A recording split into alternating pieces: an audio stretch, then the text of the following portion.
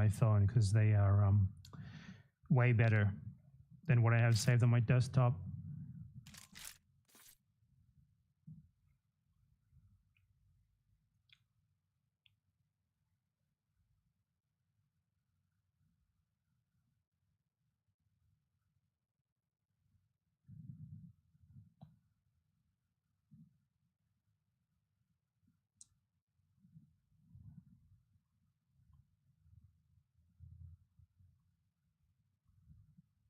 God, there's so many. Ethan Klein's fans, like, if he spreads his made-up shit about you, you will get, like, at least a couple hundred people telling you that they want to kill you. Most of them, like, do it from literally their personal accounts. It's crazy, actually, how brazen it is.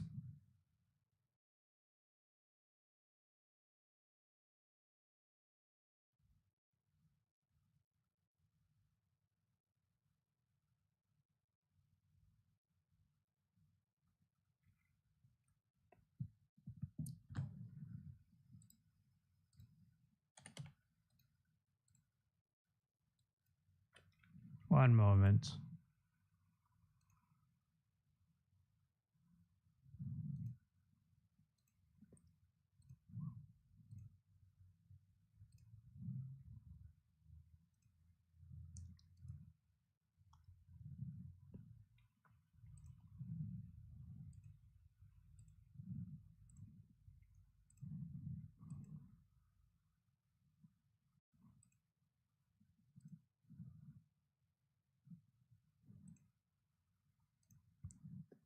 Just saved literally 18 screenshots of Ethan Klein fans sending me death threats. Let's check him out.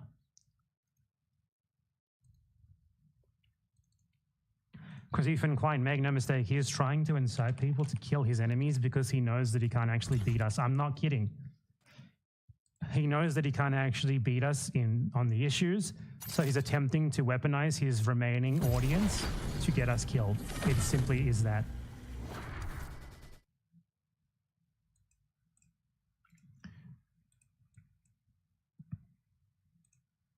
So here is a message from a swell fellow.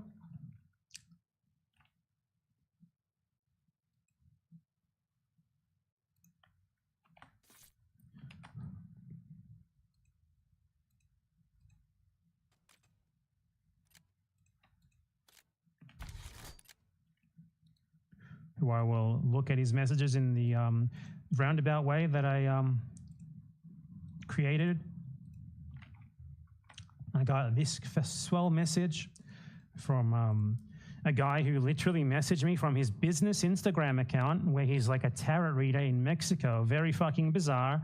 But he said, when I find your data, I'm going to send my Argentine friends to your parents' house. And if you are in Argentina, your house will be burned. And then he sends me a picture of a woman's face. I don't know who this person is. I think it's someone who made an anti-Ethan Klein video that he hates. And a picture of himself masturbating that I have obviously censored. And then he says, publish this for your mother, and specifically, if you are in Argentina, you are fucked. Very wonderful Ethan Klein fan there. Very good experience. 10 out of 10. Who else is there? Who else will we showcase? Just a little taste of it. I could make a whole video of this to like Epic Music or something. Like the pathetic little death threats from Ethan Klein fans.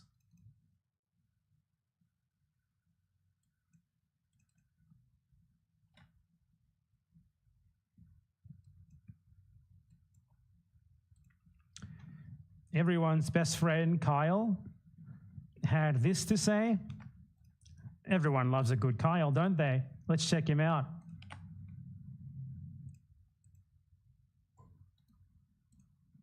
What did Kyle say?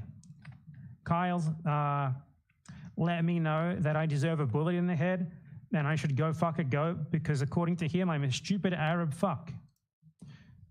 I mean, not surprising for Ethan Klein's fan base. Then he said, looking like a piece of shit, go die in Afghanistan, fucking a dirt hole. And he called me a towel head. Ethan Klein's fans really like the racial slurs, don't they? Never saw that coming. It's almost like Ethan Klein is a racist streamer who hates Arabs. Never knew that. What else did we get?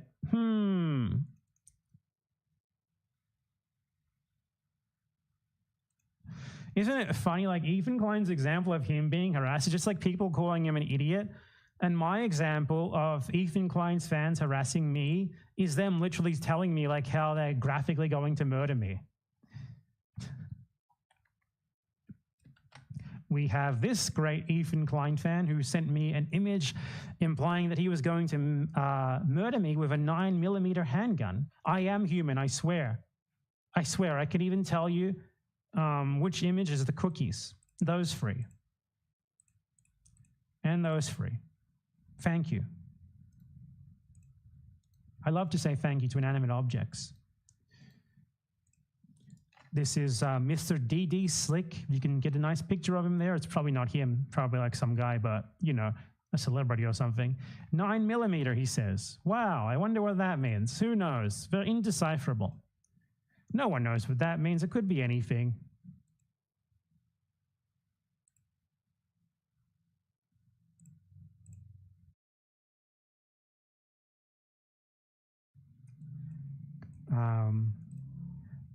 Great comments from Ethan Klein fans here. We have Earth is dying. Not just saying go to hell to me, which, you know, would be fine, except unless you're Ethan Klein. If someone says go to hell to you, it's the worst thing in the world. By the way, I got so many of these death threats that I do not believe that Ethan Klein gets anything like this from his so-called haters, because there's simply no way he would show them. There's no fucking way. I hope we don't find out anything personal about you, said the great Earth is dying. Thank you, my friend. What else have we got?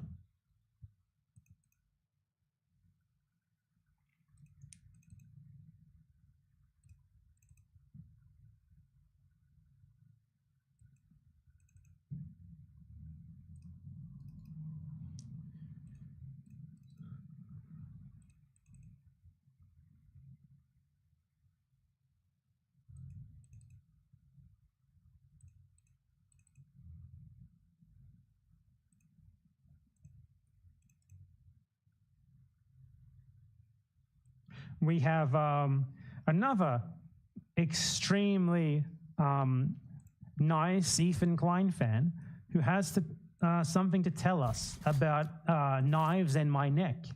Let's check that out.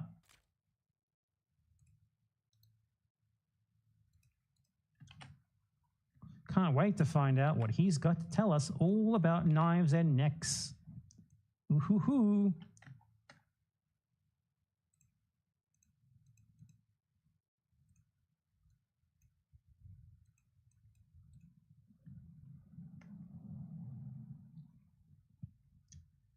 We have another brilliant Ethan Klein fan, my good friend, Mr. Carnifex here.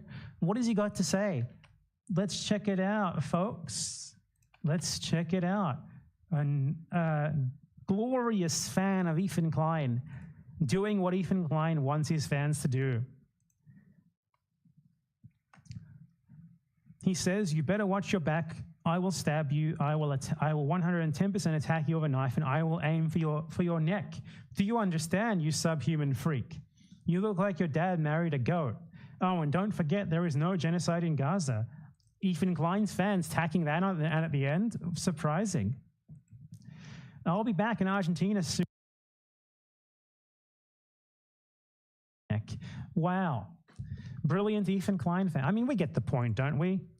There's some others as well, many others, many more death threats, but I want to highlight some more racism before we move on, because it's incredibly telling how incredibly and openly racist Ethan Klein's fans are. This is Mr. Lev Kravchenko, a very fantastic SpongeBob fan. He's got some stuff to tell us about Arabs, which he thinks I am, apparently. Let's check out, because, you know, Ethan Klein has literally been zooming in on my beard and claiming that it's an Arab beard. That's obviously why his fans assume that. Let's take a look at what this fella had to say to me, following Ethan Klein attempting to incite people against me and failing miserably, aside from these fucking losers doing so. This guy says, do you think people want to listen to a sand N-word from Argentina with a crush on another man? We got the homophobia in there as well. Every minority, they hate all of them. Crazy, right? They throw all the fucking isms in there. Great. So that's just a taste of what actual harassment is like, not people critiquing you on Reddit. It's Ethan Klein sending those people at you. So that makes it easier to understand why people other than me have gone, like, just, he's successfully harassed him into silence. Because when Ethan Klein does this to you, that's what happens. When Ethan Klein, like, lies about you, he spreads some bullshit narrative about you, he tells his fans to do this stuff, and it's what predictably happens, obviously. Anyway, let's continue now with that in mind. On Ethan Klein, like, just pointing at Matt Lieb for supposedly platforming me. Oh, wait, so no, something that I forgot. The Ethan Klein Boston bombing video, we have to watch that. As I said, I don't need to defame Ethan because he has factually touched himself while he filmed him to a video of what he called a juvenile. When you search for it, it doesn't show up. Ethan is conspiring clearly with Reddit to make sure that you can't see this video. But don't worry, I have a video on the sex pest Ethan Klein where I talk about this. Hello, everyone. Show it. Let's go to the most replayed part. Your old girl. Yeah. Anyway, ignoring the camel, fucking that fat, juicy, juvenile vagina. I'd like to not watch this anymore. I hope that Ethan Klein talking about juvenile vaginas is good enough. You guys can imagine the rest, okay? This is a few things make me uncomfortable to not want to watch, and this is one of them. Overdrive. I don't have to make things up about Ethan because he's on fucking camera saying this shit. I don't have to defame you like you have to defame me, Ethan, because you actually do the things that I accuse you of. It must fucking hurt you so fucking bad, doesn't it? Little bitch, you can't bully someone and they have all the receipts on you and you got fucking nothing on them. Oh, it pains you so much, Ethan. We got the lead. Now hold it. Oh, you rely on harassment, bullying, just being rich and silencing people with illegal threats and shit, and it's not working, and you can't deal. You can't fucking deal, you fucking tiny little bitch. She's gonna divorce you soon. She's gonna divorce you, Ethan. Anyway, so what Ethan Klein does is just make a bunch of like out there batshit statements about me like being a prisoner, like defamation about me being a pedophile. And then what he does is say like, how dare Matt Lieb talked about Empanada without providing any actual analysis of what me and Matt Lieb talked about. Like, watch the fucking video if it's so bad that he talked to me. I must have said such bad shit in there. You should talk about it, and even better, you should debunk it. You should debunk what I said, Ethan. Oh, you fucking can't. That's what this is all about. That's what this is all about. Just demanding that people be cancelled and that your fans harass them because you can't fucking deal with the facts on Israel-Palestine, and it's all coming crashing down, Ethan. It's all coming crashing down. Your marriage is fucking kaput, Ethan. It's coming crashing down, Ethan. It's fucked. It's over. Why? You're too incompetent defending Israel for the raider of Ramallah, Hila Klein, Ethan. I got you. I got you. You are psychologically damaged. And it's all because I know the truth and I say it. Ooh, hoo, hoo, hoo. And Matt Lieb was like, this is the guy I want to have on. Hell yeah. And of course they talk about me. He's evil. I mean, he's just a disgusting fucking piece of shit. He's evil. And I think it's insane that Good Mythical Morning can hire somebody for their whole... This isn't true. Good Mythical Morning specifically hired me for this. Good Mythical Morning got in contact with me and they were like, we love your work. It's so fucking... I don't even know what Good Mythical Morning is, by the way. But I want to make clear that I was specifically hired directly by Good Mythical Morning. I just love causing problems. I'm sorry. Totally. And they got in contact with me and they were like, that empanada, We need you on Matt Leaves podcast, which we manage directly. Everything that he says on there is our collective opinion. We need you on there now. I need to endorse you, international criminal, bad empanada, you anti-Semite. It's fucking awesome. Like, the best way to deal with someone like this is to just play into their fucking delusions. It's so great. Like, I've been playing into his delusions the whole time. I'm like, Ethan Klein, it's me, Ethan. It was me all along. I'm behind it all. I'm in cahoots with the CEO of Reddit and the CEO of Twitch, Dan Clancy. Or is Dan Clancy the Destiny Orbiter? I don't know which Dan it is. One of them is the CEO, the other one is. The other one isn't. But I'm in cahoots with all of them, Ethan. It's me, Ethan. I am evil. I am the mastermind behind longer beard so that he could, like, point at me and say that I look too Islamic. It's all me, Ethan. It's me all along, Ethan. It's me, Ethan. It's me. Every problem that you have is because of me. Matt, Bad Empanada on their podcast. Why don't you play? At least everyone knows these other people are scumbags. Matt Lieb is like somehow snuck under the radar. Thing to see because I've just watched. He's actually watching the video. This is a huge mistake, Ethan. What if we say something that you can't refute? So many people, kind of like audiences who once very much enjoyed someone like Ethan Klein or others as well. Watching. This is the guy, by the way, just to remind you, who called AB a house slave. Yeah, I did. For saying I'm a good parent. So. Yeah, AB is better trained than your dogs are. He doesn't shit everywhere. He does what you want him to do. Yeah. People kind of like... There's no civilized world where this guy's on your show. You can't have this. I mean, this is like having a Kanye West on your show and being like... There's no civilized world where Israel exists. There's no civilized world where your wife raids random people's houses because it's like an adventure for her. There's no civilized world where your wife says live on stream that your Gaunt is a great guy. There's no civilized world where you touch yourself live on camera while Hilo Klein films you to a fucking teenage terrorist victim and talk about a juvenile vagina. You know, Ethan, certain things just shouldn't exist in a real civilized world. Unfortunately, we don't live in a civilized world, and that's why you have a fucking podcast. Because in a world that was based on meritocracy, you'd be in the mines, Ethan, and you know it. Your wife knows it too. That's why the relationship is coming, Ethan. And when it happens, I want you to know it was me, Ethan. It was me all along. Kanye West, everybody. So let's talk about some racist shit and pretend. Oh my God, he didn't even watch it. I'm sorry, I thought he would watch it. He just skips over it. Obviously, Ethan Klein is never going to watch what anyone actually fucking says and try to refute it. He just says that people are crazy. You should ignore them, and then he moves on. Point proven. Got him. Well, that did happen with Alex Jones. Like Say what? That did happen with Alex Jones. Alex Jones brought him on. Yeah, but that's Alex Jones. People take Alex, this guy I'm Alex Jones. Fuck yeah, I'm Alex Jones. Kanye going on Alex Jones is a meme. Nobody, you know what I mean? Like, nobody's changing their mind. Kanye West is not just a fucking meme. Kanye West doesn't affect anything. Kanye West is like a dangerous fucking influential Nazi. What the fuck are you talking about? You're whitewashing Kanye West now, you bizarre fuck.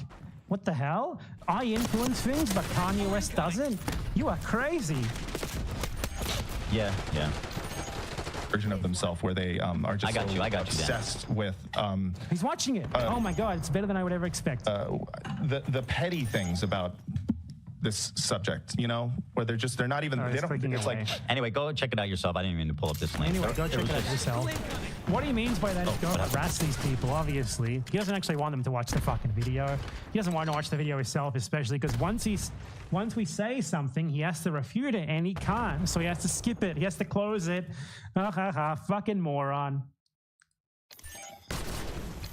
The computer's tripping balls. Did the water get seep in? Yeah, maybe dropped an entire car. High production value podcast. Might be a blessing, Sky. Play the Tom's music starts playing, you know something fucked up. So my laptop appears fine. It just the TV signal got scrambled. I'm having a fucking great time here. Ethan Klein is not. Danny's on the move. Every time he talks about me, it's like, fuck yeah, lazy ass content. I spend like an hour and a half talking about this dumb fuck, make a ton of money, Soon, you know what's going to happen? I'll be in the mansion, and Ethan Klein's mansion is going to be split in the divorce settlement, 50-50. Dan has rejiggered the HDMI cable. He has taken it out. He has unplugged it and replugged it back in. And Dan and his Okay, infinite. what else does he say about me? Like he's like, go brigade, but Hasbara. He's like, look at these guys, brigade them. That's why he's Dan. This is what Ethan Klein does. He just tells you to go and harass people. This is the Go and Harass This Guy podcast. It's like group harassment session. It's amazing, right? What great content. This is for people who like want a truly interactive stream. Like every 5 minutes, Ethan Klein is directing you to go and send messages to a new person or their mother or their underage daughter. You never know who it could be. Spin the fucking wheel. Who is Ethan going to tell you to send death threats to today? You never know.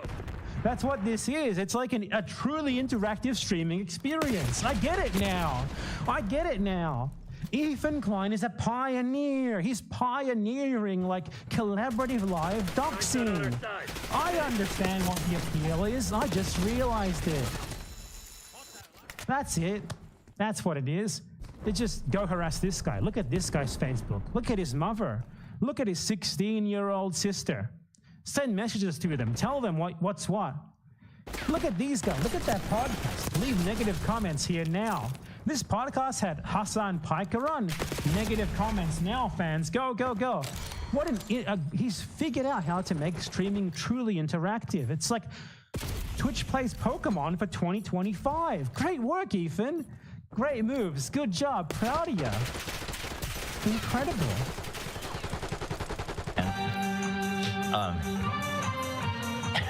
He had an episode recently, 2 weeks ago, with Hassan called "Do You Condemn Hassan?" Like, do you condemn? They talk to Hassan. Even more reasons to attack them, dude. Great work. He supports Hamas. Here it is. I just want to show you the beginning of this. By the way, Bad Hezbollah, he has a podcast where he just solely shits on Israelis. That's what Bad Hezbollah is. It's like a meme. Hezbollah is a meme. Means propaganda. Hezbollah it's like means a weird explaining. slur that people started picking up. Just like Hezbollah means like a lying Jew, essentially. Oh my God, this guy. Hezbollah is literally a term directly used by the Israeli state for their propaganda. No one invented it. Like, if you go to the first result on Google, Wikipedia for Hasbara,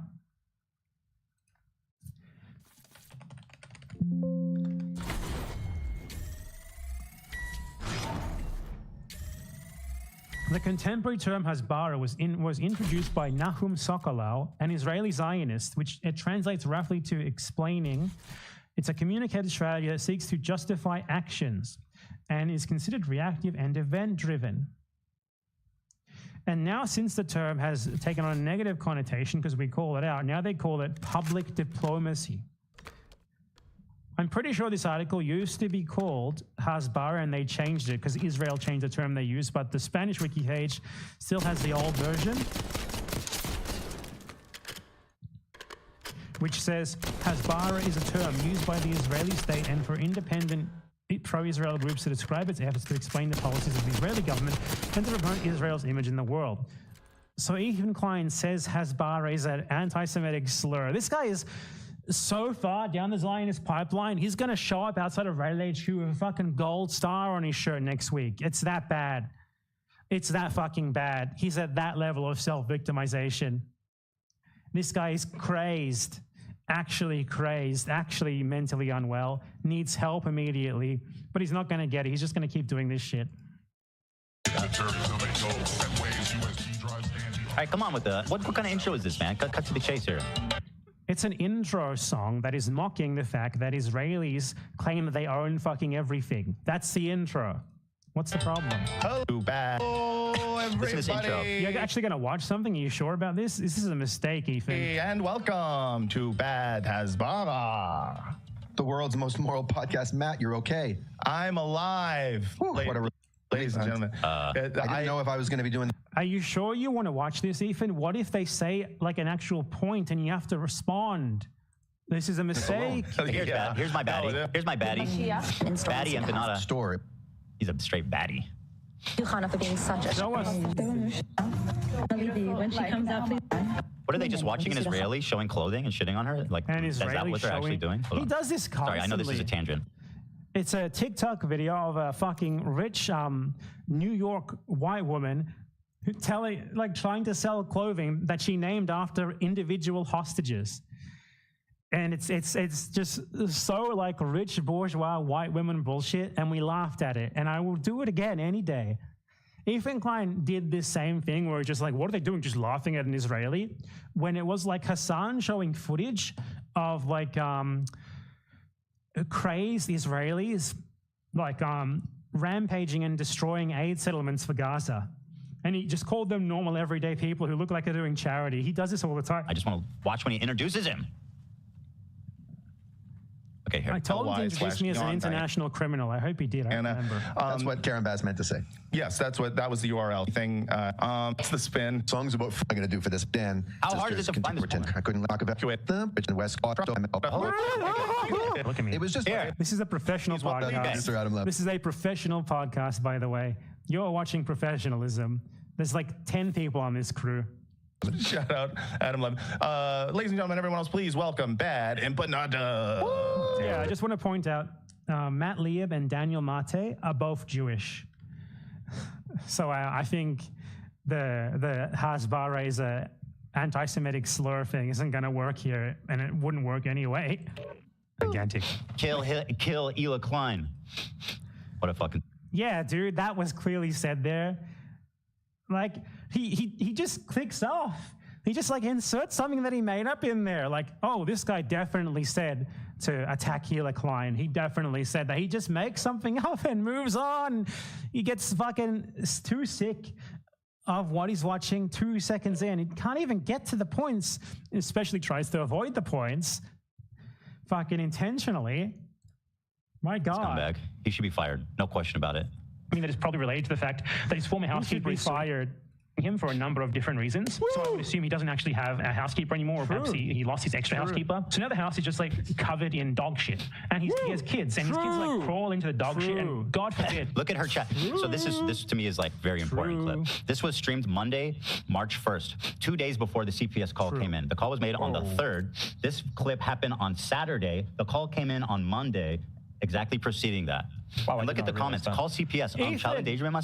If you were called, if someone called fucking CPS on you and they showed them the clip of you outright saying on your podcast that your kid contracted Giardia, and then you go on to say that you think they got it from eating dog shit outright yourself, you said that you think it's contracted from eating dog shit. You said you thought that's basically the only way.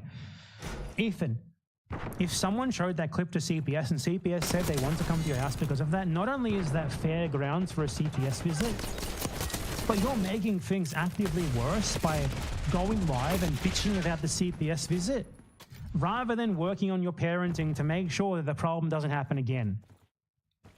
Imagine the CPS officers watching this. This is why I don't think this is at all real. This is why it's quite likely that this is bullshit. Because who in their right fucking mind would get visited by CPS and immediately just start fucking posting like shit on the internet where they're literally gyrating, sniffling, coughing, and going crazy? Not about the fact that CPS thought that they were bad parents, but rather about the fact that someone reported them for something they factually said on their own podcast, which CPS found on its own merits concerning enough to warrant an investigation. An investigation, not just a visit, an investigation. You're making this so much fucking worse on yourselves. Do you not realize that? This is gonna look so fucking bad. You know they're watching the shit you upload. Of course they are. What are you fucking doing? I feel bad for you because you don't realize this, or maybe I shouldn't feel bad for you because this is indicative of the fact that you're not taking this seriously at all. You're just like farming it for content. You're farming it as ammo to like basically try to get back at the same people you haven't been able to debunk on the facts this whole time. That's all it is for you. That's all it seems to, all you seem to care about. Using it as ammo against your fucking internet enemies. who you can't debunk on the facts. So you just try to frame them as like criminals who called fucking CPS on you, when for one, you have no evidence of that. And for two, a CPS visit based on what you said on the fucking podcast was warranted anyway. And your reaction to that should be not, oh my God, how fucking dare this happen to me, and frame CPS like it's fucking swatting. CPS is a random guy trained to work with kids with a clipboard. It's not fucking swatting, Ethan. Nothing like that. You frame that as like something traumatizing and horrible. They're conducting an investigation. They're not interrogating your kids, they're interviewing them. And they're interviewing them because of you oversharing on your podcast. The fact that your kid got, according to you, you said your kid got a parasite, and then you went on to say that you think this parasite is only contracted by eating dog shit. The implication of that is clear. The CPS officer obviously would have taken that reasoning from it, and they would have been concerned about that. If it was reported by someone, there's so many culprits, aside from a random streamer's chat. Your ex-housekeeper, the doctor who you took your kid to regarding the parasite. Any one of these people would have had to report Giardia in a fucking, what is it, like a 10-month-old kid? And then you're just making it worse. What are you fucking doing? It's honest, it bothers me actually, because he should be like fucking hampering down and trying to prove to them that he's a perfect parent, not doing this. We've lost the advantage. You're just making it worse on yourself. Fucking crazed moron. TPS, social... You tell everyone that there's shit all over your floors and that your kid got a parasite from it on your podcast that got like 400,000 views. What the fucking hell did you expect, Ethan, man? You're crazy. Should I show you the clip again? Why not? For good measure. Just for good measure, in case any of you haven't seen it. Yeah. This is clearly the clip that prompted the CPS visit. Operating RCXD. Incoming. Ethan says his kid got Giardia. He thought he had it. Healer had it. And then after that, he said that he thinks that you get Giardia from eating shit. The implication of that is that he seems to, like, shit being on the floor is so normal in his house that his immediate thought is that his kid is eating shit. I love being a turtle. That's crazy, Ethan. You brought this on yourself by saying this shit live, even if it weren't true. Which it might fucking be, given that you said it yourself live. If it's true, you shouldn't have said this. Why do you just overshare like this? It's so weird. You brought this shit on yourself. No one else did this except yourself because you said this. Why would you say this shit live? Like, you just straight up said, like, your house is a dump covered in dog shit. Your kid's got a parasite from it. And then you got made fun of for that. And you're surprised? One part. And the evil people are the ones who made fun of you for this embarrassing shit that you said live on stream. Not you for fucking saying this. Why would you say this if it wasn't true? What the fuck is wrong with you? But the next part is... What's the next? that Olive has Giardia, which is it's a bacterial infection in the intestines that makes you have diarrhea. And Olive has this? Olive has this, yeah. She came to us with it. Okay. She had diarrhea, and... oh, poor baby. Ducky came to us with that, too. And I just wonder why... I'm just disappointed. It's relatively It should be... They should have found it already. I almost feel bad about doing this. It's like the defamation where he tries to paint me as like a convicted pedophile that makes me just, I don't care anymore, man. Like, it's just such a spiral from him. It really does almost make me feel bad because this guy should be hunkering down and doing everything that he possibly can right now to like make sure the CPS investigation goes nowhere. But he's doing this. He's just streaming about me, gyrating. He looks like he's on drugs. Like, come on. You have to be more careful in this, man. What are you doing? UAV established overhead. So she has Giardia, so we have her on an antibiotic, but we had to wait until Monday, which is today. We just got it today. And, well, Sonny's crawling around. He's putting everything in his mouth. He's at that age. He has Giardia. Oh, shit. Oh, And now Ela has Giardia. shut. For real? And now I think this morning I had diarrhea. Oh my God. The punchline is coming. What can I do to not get it? Yeah, I'm trying to... Because I'm not trying to get it. It's extremely ridiculous to get. You have to ingest my poop. Oh. Why did you say that? Right after you said that your kid got it from putting random shit in their mouth. Why would you say that? And then you act surprised that it gets picked up on by CPS. You act surprised that you got made fun of for having a house covered in shit when you said that. If someone who was your enemy said something like this, you would jump on it and do the exact same, you fucking liar. The thing is, your enemies don't say embarrassing shit like this constantly, so you can't, and it fucking hurts you, doesn't it? You fucking little bitch, God. I don't believe this CPS thing, given the way that he's acting. He clearly does not seem fazed by this. For him, this seems like nothing more than a convenient way to attack all the same people he was already attacking. It seems like bullshit. I want to see real proof of this before I believe it. And none of you should believe it until you do as well. The way that he is acting is not the way that a parent who is in their right mind would act if they were being investigated by CPS. He's just making things worse, if it was true. Services, bro, needs someone to call CPS. That's child. It's every comment. Yeah. How did they get the memo? Every single fucking comment. It is child endangerment. What you said in that clip is child endangerment, Ethan. If their kids have Giardia, they actually need to be taken away. Like, that is... How could you... Oh my God. Kids get... Wow, a random Twitch account named Glurp said that. It's the smoking gun you got. That's not that weird. Actual worst father ever. So Ethan isn't only sexualizing underage girls, he's also neglecting children. Bro, that's just insane. Like, I showed the Boston bombing video. You want to see Ethan Klein sexualizing an underage girl? It's 100% true. Sex pest Ethan Klein. Check out the video. I will play one specific part because I do not want to. Hello, everyone. It genuinely bothers me. I will play one part that is him specifically sexualizing a girl he frames as underage. Anyway, ignoring the camel, fucking that fat, juicy, juvenile vagina. Nigga wants to fuck that shit, boy. Yeah. Okay. Justified statement. Justified statement. You sexualized what you said was a juvenile. Justified. You know what the fuck? They should show that one to fucking CPS as well. Decliner needs to take care of his kids. Just from like, Giardia means you're leaving your dog shit on the floor for a while and your kids are walking on it, probably eating it. Contact with it. Yeah, you said that on your stream, Ethan. You said that was happening on your stream. But his youngest baby contracted Giardia and his entire family has it now because of the rescue dog got it and was shitting in the house. Yeah, and again, I clarified that actually nobody ended up having it but Olive. So this is what she's... It doesn't matter if you clarified later. You said this. You said that yourself on your fucking podcast. Not everyone has to go to your podcast. Not everyone is obliged to go there and get your updates on your kids' parasites and whether or not they ate shit, Ethan. The fact that you yourself said that is more than enough.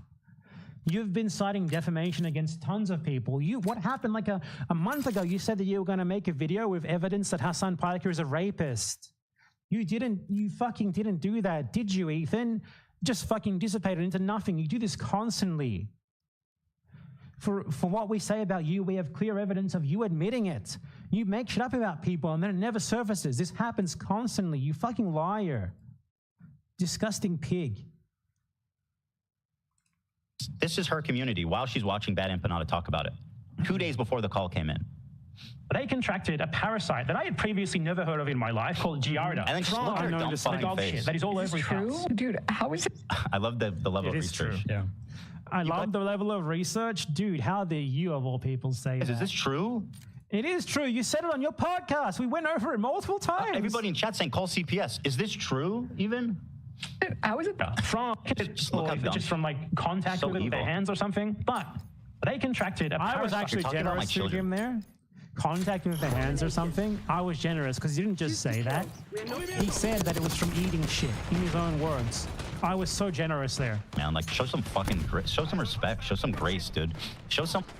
What? You literally dox people's mothers on stream, you dumb fuck. Like, shut up. At least a little judgment. I know it's like you think you can say and do anything you want about me ever, all the time. Oh my God, the projection is so You're talking crazy. about my kids. Your chat is saying call CPS. You don't want to say any single fucking thing about that? You sick, twisted, evil woman. This is going to look so bad for CPS that he's doing this instead of working on making sure that their investigation fails. Like, what the fuck is this? Right, that I had previously never heard. You're just gonna sit there doing, oh my God, like ooh-ee, or what's I want to notice as well how he largely skips over me. He skips over me. It's very quick, very rushed, and then he focuses on Venoms because she's a woman. Because she's a woman. Ethan Klein hates women. Ethan Klein specifically avoids men. Like me, I am going after him so much harder than Denims is. And sure, he attacks me, but he saves his worst, not for me, for saying it initially. He saves it for the woman who is just reacting to me. He only feels comfortable going after women. Enemy UAV inbound. And like he dedicates the net like fucking way more of this to her than he does to me. I think he knows that she's going to be more afraid of this than I am. She's going to be a lot you know, a lot more scared of this than I am, because I think he's already realized he can't do shit to get at me. I don't get intimidated by this shit, and he's going after her, like the woman, the easier target, the one who isn't making my videos initially, who's just reacting to them, and he's not wrong in doing so. He just complains about her for way longer than he complained about me. Maybe I think here he might go back to complaining about me. You know, he just complains about people watching. Wide margins now. Okay. By the way, this is all recent too. Oh, this is on the Bad Empanada live channel. He didn't put this on the. You notice how the best that he can do is say, these guys, watch this guy. Oh, this is horrible. This is bad. They can never explain why. All they can do is like frame me as an international criminal mastermind. And then they never provide proof of that. They never actually watch the videos that the people who are watching my videos are watching to explain why what I'm saying is wrong. They know they can't. Normal channel. Oh my lord. Massive promotion. Oh, dude. Bad Empanada went from bad to good Empanada. That's the channel where he said he wants to kill me and Hila, by the way. So Bad Empanada went from Bad Empanada to oh my god. He's like, he wanted to kill me. He played a video game where you fight Israeli soldiers as a fucking Palestinian resistance fighter. That's incredible. Yeah, anywho, yeah, so go watch the video without recapping the whole thing. He's skipping over the part where he said that he would sue me because he knows that he can't. He knows that he's too scared to do so because I am right and he is wrong and he would lose. The old main channel, H33 Producatons.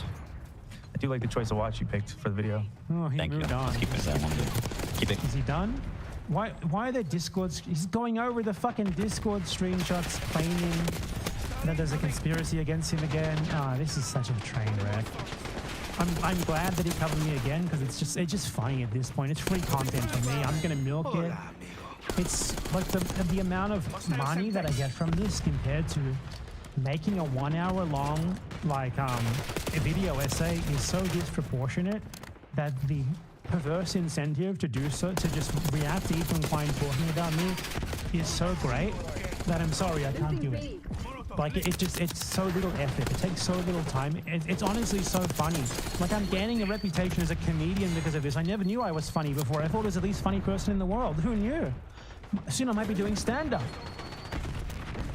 Ethan Klein is like giving me a whole career as like a fucking YouTuber who just makes fun of YouTube dumbasses. He's giving me a mansion. He's paying off my fucking house. Well, okay, I don't own a house. I own a prison cell, but he's paying it off all the same. Ethan Klein can never do self-deprecating humor. He would never say anything like that. Fucking loser. Like, every time he talks about me, it just benefits me. I gain subs, he loses them. I get tons of views. I get a ton of money. What does he get? His podcast is fucking catapulting. I don't know if that catapulting. Falling down the fucking stairs. Like fucking Sweet Bro and Hella Jeff. I don't remember which one of them fell down the stairs, but one of them did. It's just pathetic.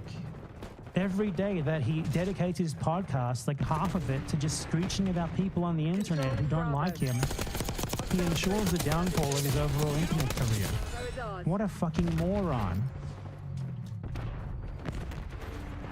What a fucking idiot. What more is there to say, really, guys? Moron, idiot. That's all there is. I will be editing this and uploading it tonight. I was actually going to upload a video about like the actual news tonight, but I guess this is what I'm uploading. So yeah, it'll be up probably before like 4 or 5 hours or so. Just gonna edit out the dead air and shit, and it'll be up as usual. There is another Bad Empanada video covering Ethan Klein's dumb shit. I mean, honestly, I hope he keeps talking about me so that I can keep making these videos. It's just so easy, man.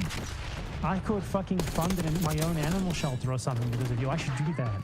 I should do that. Let's go. Anyway, see you. Bye. Taking C. Enemy C4 charge.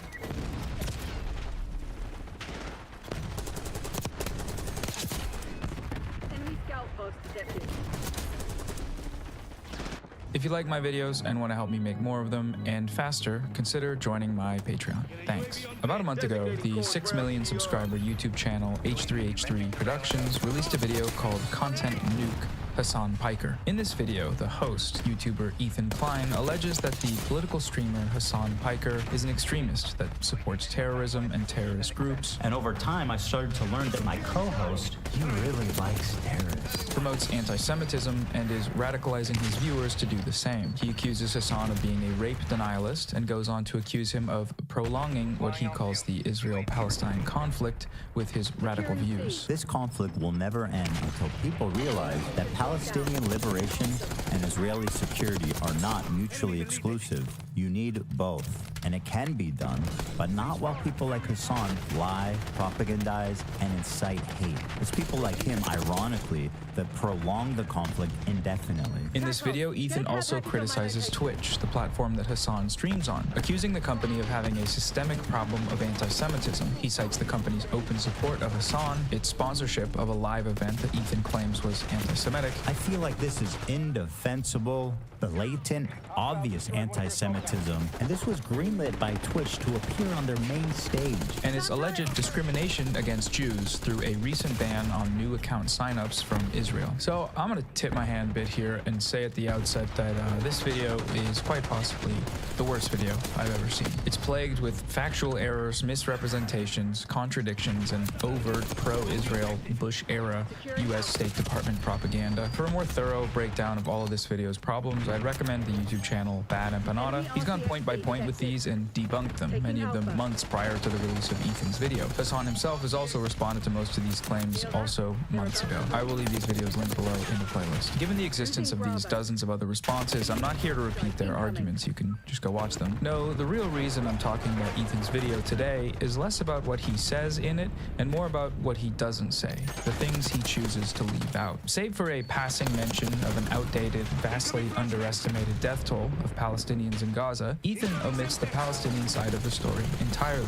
He doesn't talk about Gaza. He doesn't give any specifics about what Israel is doing there. And this is an issue for a few reasons, but mainly, all of the points he raises are directly tied to the Gaza genocide. The main targets of this video are some of the only groups in the world that have violently resisted Israel's genocide, and the few figures in independent media that are willing to tell the Palestinian side of the story. By leaving out the broader context, Ethan is able to present a false perception to these millions of viewers about the motivations behind the people his video attacks. He's able to frame them as mindless, terrorist-supporting, America-hating anti-Semites, and not what they really are, which is anti-genocide people that are against genocide. Western media manufactures consent for large-scale terror operations across the globe in a number of ways. There are more overt forms like atrocity propaganda. There are also more subtle ways like deceptively framing information, using passive language, and creating false perceptions about conflicts through things like burying the lead and lies by omission. All of these tactics are present in Ethan's video and the wider online smear campaign that motivated it, but it's that last thing that I think does quite a bit of damage,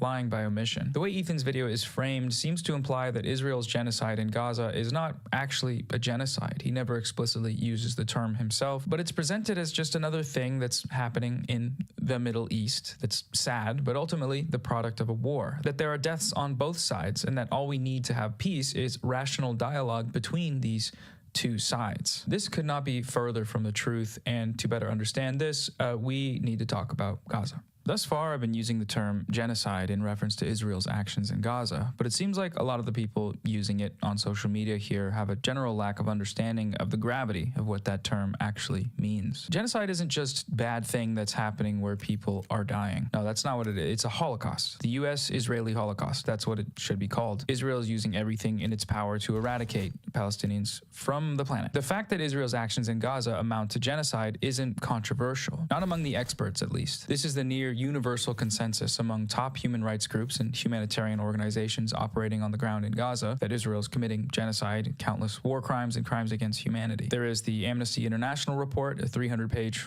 report that accused Israel of genocide in Gaza. There was the Human Rights Watch report accusing Israel of crimes against humanity and genocide in Gaza, specifically through the intentional deprivation of access to clean drinking water. The United Nations, Euromed Monitor, Doctors Without Borders, the International Committee of the Red Cross, Israeli human rights groups like B'Tselem, various Holocaust scholars, they're all saying the same thing. Last year, the International Court of Justice ruled that the case for Israel's genocide in Gaza is plausible. It was a preliminary hearing, and the final rulings on cases of genocide typically take multiple years, but the ICJ issued several provisional measures to prevent the possibility of a genocide taking place, provisional measures which Israel has failed to follow completely. And then there was, of course, the International Criminal Court, who issued arrest warrants for Israeli Prime Minister Benjamin Netanyahu and former Israeli Defense Minister Yoav Gallant, who are now wanted international war criminals. Towards the start of his video, Ethan mentions a death toll figure of 40,000 Palestinian people. Of course, if you compare the raw numbers, Gazans have lost a lot more than Israelis. 40,000 people have died,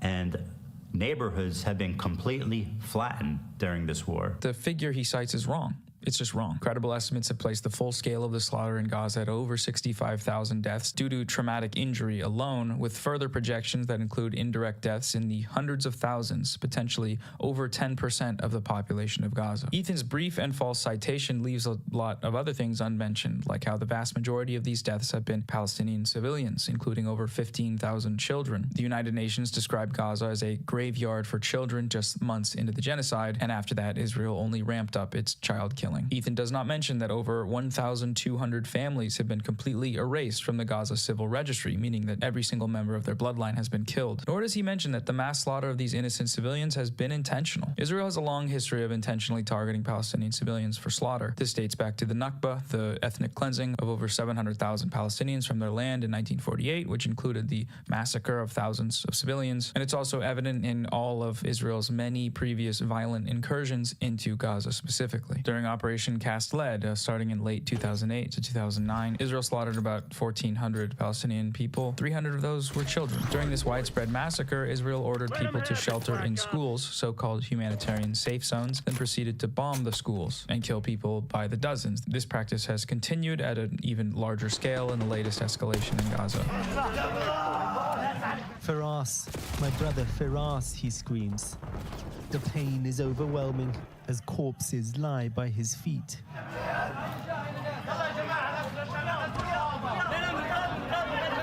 These are the moments just after an Israeli strike on a school, sheltering thousands of displaced Palestinians. During the 2018 border protests, or the Great March of Return, which were recognized by human rights organizations as being overwhelmingly peaceful, Israel fired on the peaceful crowds with sniper rifles, injuring thousands and killing hundreds. The UN reports concluded that Israeli snipers were intentionally targeting children, medics, pregnant women, and disabled people. Israeli snipers later publicly, gleefully recounted their experiences of hunting Palestinians for sport, bragging about the number of kneecaps they could shatter. This trend has continued in Israel's latest escalation since October 7th to an extreme degree. IDF snipers are intentionally targeting children for execution by shooting them in the skull and in the heart. Healthcare workers have testified to seeing Israeli drones hovering outside of hospitals, picking off children. That's where they're shooting them and injuring them and then circling back to execute them. What I think I found particularly disturbing was that a bomb would drop, maybe on a crowded, tented area, and then the drones would come down and Enemy UAV inbound. Please take your time. We're incredibly grateful. so the drones would come down and pick off civilians, children. And we had description after description. This is not an occasional thing. This was day after day after day.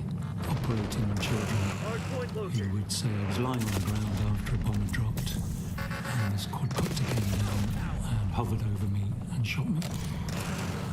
Enemy silenced. That's clearly a deliberate act, and it was a persistent act, persistent targeting of civilians day after day. We had 1 or 2 mass casualty incidents every day.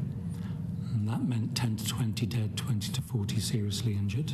Just hunting Palestinian children for sport. It's pure terrorism. The Israelis also have a history of murdering Palestinian civilians by running them over with bulldozers and tanks. Recall the story of the killing of Kamal Zair from April of 2002. Israeli tanks shot and killed him and then proceeded to run him over. He was 57 years old, wheelchair-bound, and waving a white flag. Another prominent case of this was Rachel Corrie, a 23-year-old American peace activist who was murdered by an Israeli bulldozer while protesting the destruction of Palestinian homes in Gaza. Israelis, for years after her murder, celebrated the day by making pancakes with Rachel Corrie's face painted into them. In the latest escalation, individual Israeli soldiers have admitted to committing these atrocities by the hundreds. The only reason we have these admissions is because Western outlets have written articles with concerns over how the mass murdering affects these soldiers' mental health. Another element to the case that Israel is committing genocide is its continuous intentional deprivation of the basic necessities for life for Palestinians in Gaza. They've been using starvation as a weapon of war, a war crime, and a crime against humanity. Most recently, Israel's response to the quote-unquote ceasefire in Gaza is to continue this mass starvation while explicitly stating it as a matter of policy. They have blocked humanitarian aid throughout the genocide in violation of international law, the ceasefire orders, and the ICJ's provisional measures against genocide. The pretext they've fabricated for this policy of intentional starvation is that Hamas is looting these aid trucks. They have provided no evidence for this claim, but we do have evidence for is that Israel has protected and supported criminal gangs with ties to ISIS in areas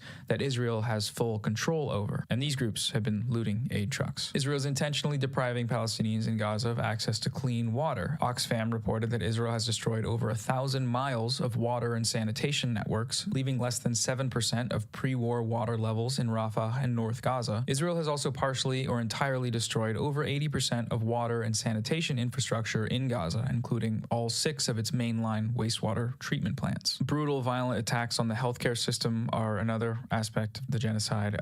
They've damaged or destroyed every single hospital in Gaza and murdered countless medical workers, doctors, nurses, rescue workers, and healthcare staff. They've kidnapped doctors and held them without charge, where they've been tortured. Dr. Adnan al-Bursh, Gaza's leading orthopedic surgeon, was kidnapped by Israeli soldiers, brought to an Israeli prison, and then reportedly raped to death. The latest UN reports have concluded that over 90% of the buildings in Gaza have been severely damaged or completely destroyed. If you watch any of the footage coming out of Gaza, this is made quite clear. Israel's destruction includes every single school, hospital, mosque, cultural center, church, residential areas. Everything has been bombed. It's estimated that it will take a minimum of 15 years to remove the debris and unexploded ordinances from the Gaza Strip.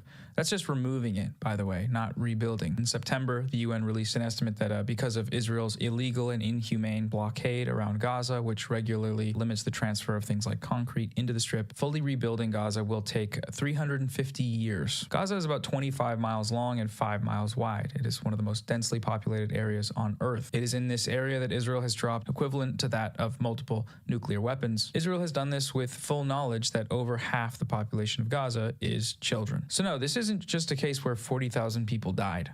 A lot more than that happened. One of the most tragic elements of the Gaza genocide is that, as crucial as it may be for the factual record and eventually holding the perpetrators accountable, merely recounting these statistics does not afford Palestinians the dignity of humanity. They're simply reduced to numbers, to tens of thousands of names on a registry, as if they aren't human beings with dreams, hopes, hobbies, interests, and love for the people around them. If you've had this feeling as well, I want to recommend a book. It's called If I Must Die. It's written by renowned Palestinian poet, author, and teacher Dr. Rafat Al-Arir. It's full of stories and poetry and history about life, or rather survival, in Gaza during occupation and genocide. It is beautifully written and humanizing beyond anything you'll ever get from most coverage of Gaza, especially in the West. I have a friend from Gaza. His name's Ahmed Sarsour, and he's a very talented poet. We got in contact on social media, and when I read his work, it moved me in a very similar way to the way Dr. Rafat's words have. Ahmed has a sister, Rania. She is a mother and a gynecologist from Gaza, Gaza and is seeking help after being displaced in February of last year. She and her children were forced to flee their home, and her life was further devastated when her home and her family members' homes were destroyed. She gave birth to her baby, Rose, in a hospital without proper care and no anesthetic, and now faces a dire situation with limited resources. I've linked her fundraiser in the description. Support if you can. The funds raised will go towards essentials like diapers, baby formula, medicine, basic living items, rent, and travel expenses for relocation. Another friend of mine, Ahmed Matar, is a 27-year-old inventor from Gaza. He makes these brilliant videos showing the process of constructing creative inventions to use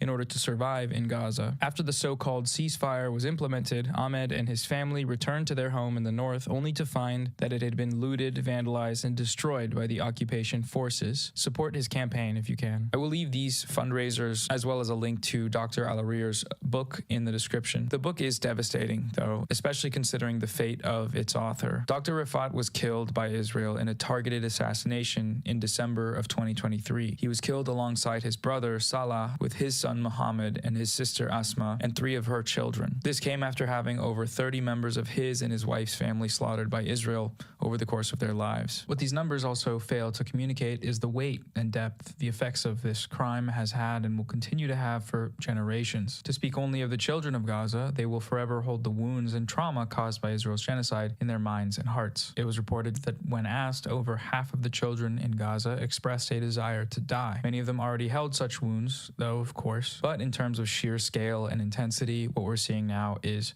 incomprehensible except to those experiencing it. Throughout these 17 months of genocide, the international community has left the people of Gaza to languish and die. If there's anything we've learned about Israel in the past 100 years, it's that there is no crime they can commit that won't go unpunished, up to and including genocide. In the latest escalation, again, the world has watched this happen and done nothing. And some have, of course, actively made this genocide possible. Most notably, that would be the United States government. The U.S. and the Biden administration is fully complicit in this genocide. They've repeatedly sent billions of dollars in weapons shipments and provided military and diplomatic support. Over 80% of the killing machinery that has been used to slaughter Palestinians in Gaza has been provided by the United States government. They've also provided rhetorical and diplomatic support by whitewashing Israel's crimes against humanity, laundering Israeli atrocity propaganda, and denying and dismissing genocide allegations. That last one should come as no surprise, given that a genocide ruling against Israel does also implicate the United States in the crime of aiding and abetting genocide, since they sent the bombs that made it possible. The ICC is already being urged to investigate Joe Biden and Antony Blinken for their role in perpetrating this very crime. These actions have shown the U.S. to be acting in violation of both domestic and international laws by sending weapons to a regime that is actively and intentionally blocking access to humanitarian aid against a civilian population that they are occupying and ignoring the arrest warrants issued by the International Criminal Court against Netanyahu and Gallant. This is just another plot on the long chart of the U.S. and Israel's position as rogue states in the international community. There's a comment I saw on Ethan Klein's video. It read, "I feel like a lot of people can't separate Israelis and the Israeli government, and the same with the other side. Like you are allowed to hate on the people who actually kill people and not hate the innocent adults and children that are being killed from both sides." This is a popular framing among liberals and liberal outlets that we should separate the Israeli people from the actions of their government. While there are some examples from the past where this may be true, such as the case of the American public's attitudes towards the end of the Vietnam War, which diverged from their government, the same cannot be said in the case of Israel. The vast majority of the Israeli public supports this genocide. Months into the genocide, polling showed that over 95% of Jewish Israelis supported the IDF's actions, with a majority of those indicating that the IDF was not using enough force in Gaza. The force in question there being,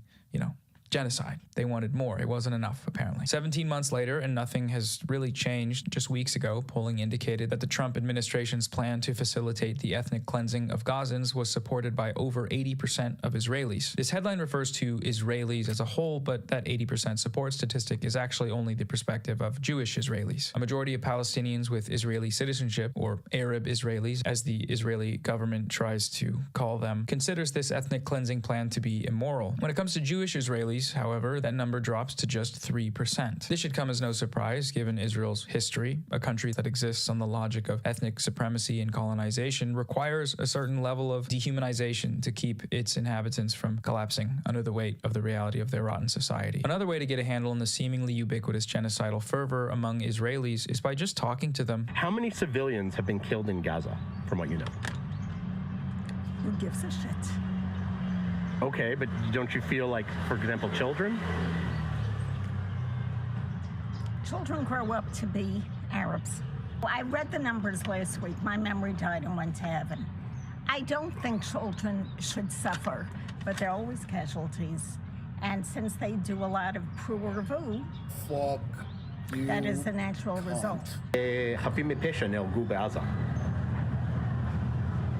טוב, אז כנראה שנעצור. את לא רוצה לענות על זה? תודה. אוקיי, אפשר לשאול למה? כי אני לא חושבת שיש מישהו שהוא חף פשע שם. אבל ילדים אבל, נגיד. הילדים מסכנים, אין ספק, אבל הם לא יגדלו להיות ילדים חפים מפשע, לצערי. Most of the kids there that are getting killed, I never support little children dying, you know? I never want to. But most of them will grow up not only supporting Hamas, which is a crime by itself, but joining them, which is the worst of the worst. So let's kill the kids. That's so nuts, dude. Holy fuck. לא? למה? לא מעניין אותי. אני הייתי עד 7 באוקטובר האמנתי בשלום ובשיח ובדו-שיח. אחרי זה הבנתי שאין לי מי לדבר. כולם שם מחבלים. לצערי הרב. אבל ילדים, כאילו. לא, אני אומרת בכנות, לא מעניין אותי. There is no such thing as Palestinians. They're Arabs who have many countries to flee to and nobody wants them to. But if we do call them Palestinians, their parents use them as human shields to gain sympathy. The natural instinct of a Jewish mother is to protect her child. It's Ethan Klein's grandmother. Palestinian women do not have that. These people know that they're on camera and that these remarks will be posted on the internet or shared on the mainstream news. This is normal to them. This is normal in their society, which is a testament to the fact that their society is not normal. It's typically bad form to cite street interviews as being some meaningful indicator of widespread attitudes. But again, with Israel, it's just different. Not just because these attitudes align perfectly with the wider Israeli polling data, but also because it's almost impossible to find anyone in Israel saying anything else. The amount of truly anti-Zionist Israelis living in Israel numbers in the hundreds. This figure is according to anti-Zionist Israelis themselves. They are alone.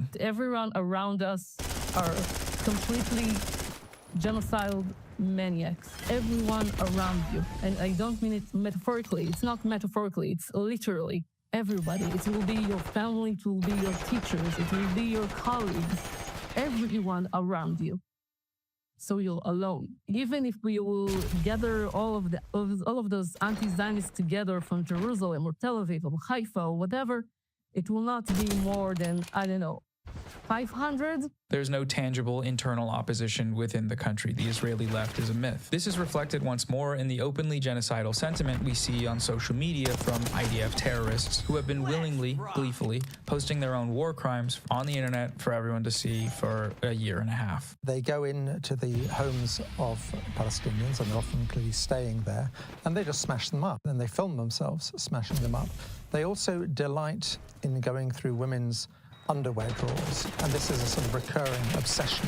You have to see Israeli soldier videos in the context of the broader output of Israeli society. If you gave me a button to just erase Gaza, every single living being in Gaza would no longer be living tomorrow, I would press it in a second. I would press it right now. Give me that button. And press it right now. There you go. And I think most Israelis would. There's an Israeli song called This Was My Home. And what they would do is dress up as caricatures of obviously what they perceive Palestinians to be, being sung mockingly to people who no longer have homes. We're not looking at some sort of obscure subculture within Israeli society. This is mainstream Israeli society. People have been keeping tabs on this. There are a number of archives documenting the names and crimes of these Israeli terrorists. One of the most thorough of these databases was created by a historian, Lee Mordecai. It's called Bearing Witness to the Israel-Gaza War. It is presently over 120 pages long with extremely detailed footnotes. There's that one tweet that's like, hitting translate from Hebrew on Twitter is like discovering a lost page from Mein Kampf. This holds up pretty well. Here, let's try it on this tweet.